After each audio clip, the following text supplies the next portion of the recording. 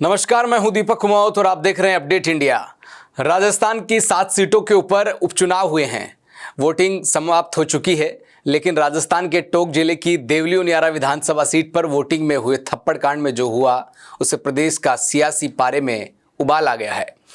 अपनी ही पार्टी के खिलाफ निर्दलीय उम्मीदवार के तौर पर ताल ठोकने वाले नरेश मीणा ने एसडीएम के साथ नाराजगी जताने के लिए जो हरकत की, उससे उनके पुराने सियासी दावपेच भी ताजा हो गए हैं। हालांकि अभी कांग्रेस में रहे नरेश मीणा पार्टी से निलंबित होने के बाद भी आग उगलते रहे हैं। यही नहीं, पिछले महीने उन्होंने कहा था कि हम 5 पांडव मिलकर कांग्रेस और बीजेपी को मिलकर उखाड़ कर फेंक सकते हैं।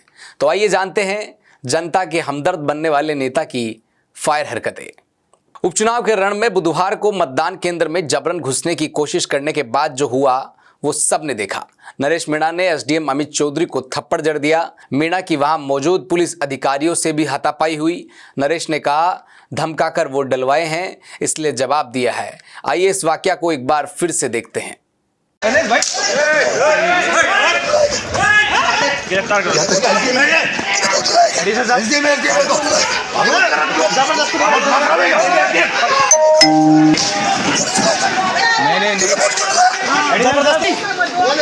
भाई साहब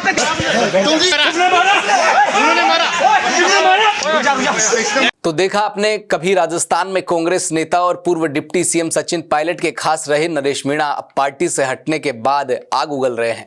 शायद उनको ये अंदेशा नहीं है कि वह ऐसा करके फायर ब्रांड नेता होने की छवि बना सकते हैं।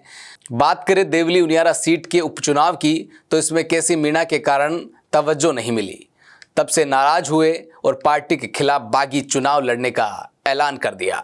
उनकी हरकतें उनको भारी पड़ी और कांग्रेस ने एक्शन ली और नरेश मीणा को पार्टी से बाहर का रास्ता दिखा दिया, क्योंकि उनको कांग्रेस से नामांकन दाखिल नहीं करने की चेतावनी दी, लेकिन अपने दम पर इलेक्शन लड़ने की ठान ली थी और इससे उनको वापस करना नागवारा गुजरा। बागी होकर खड़े होने के बाद नरेश मीणा को इस सीट पर आरएलपी चीफ हनुमान बेनीवाल का समर्थन मिला। देवली उनियारा विधानसभा सीट पर हलचलों के बीच अक्टूबर के अंत में नरेश मीणा ने कहा कि सचिन पायलट को अगर सीएम बनाते तो कांग्रेस की सरकार होती। उन्होंने विजय बैंसला से समर्थन मांगा और कांग्रेस नेताओं पर नाराजगी भी जताई। नरेश ने कहा कि हम 5 पांडव अगर एक साथ हो जाए तो बीजेपी कांग्रेस को उखाड़ फेंकेंगे। इस बयान से सियासी गलियारों में खलबली मच गई। नरेश ने कहा था कि वह बैंसला जी से यही कहना चाहता हूं कि ये बीजेपी कांग्रेस दोनों आपको कभी मौका नहीं देगी। आप इन 5 पांडवों के साथ आ जाओ, इन 5 पांडवों को मार्गदर्शन दो, हमारे रथ के आगे आगे चलो। ये 5 पांडव बीजेपी और कांग्रेस की सत्ता को उखाड़ फेंकेंगे। उन्होंने दावा किया कि 2028 में 5 पांडवों की सरकार होगी। आप सोच रहे हैं कि ये 5 पांडव आखिरकार है कौन? इन 5 पांडवों में आरएलपी प्रमुख हनुमान बेनीवाल, शिव विधानसभा के निर्दलीय विधायक रविंद्र सिंह भाटी, बांसवाड़ा सांसद राजकुमार रोत, आजाद पार्टी के चंद्रशेखर और खुद नरेश मीणा शामिल है। इस सियासत में इन 5 पांडवों का वायरल एक पोस्टर भी चर्चाओं में रहा है। इससे पहले भी नरेश मीणा कांग्रेस से बागी की भूमिका निभा चुके हैं। उन्होंने 2023 के विधानसभा चुनाव में बगावत की ओर छाबड़ा सीट से चुनाव लड़ा था। इसके बाद उन्होंने राजस्थान कांग्रेस के प्रभारी सुखविंदर सिंह रंधावा ने 6 साल के लिए पार्टी से बाहर निकाल दिया। लोकसभा में उनकी पार्टी में वापसी हुई, तब कहा कि लोकसभा चुनाव में आपको एडजस्ट करेंगे, लेकिन जो कहा वो नहीं हुआ, केवल दिलासा देकर साइड में कर दिया। तो नरेश मीणा ने निर्दलीय चुनाव लड़ने का मन बनाया, लेकिन नेताओं की मनुहार से मान गए।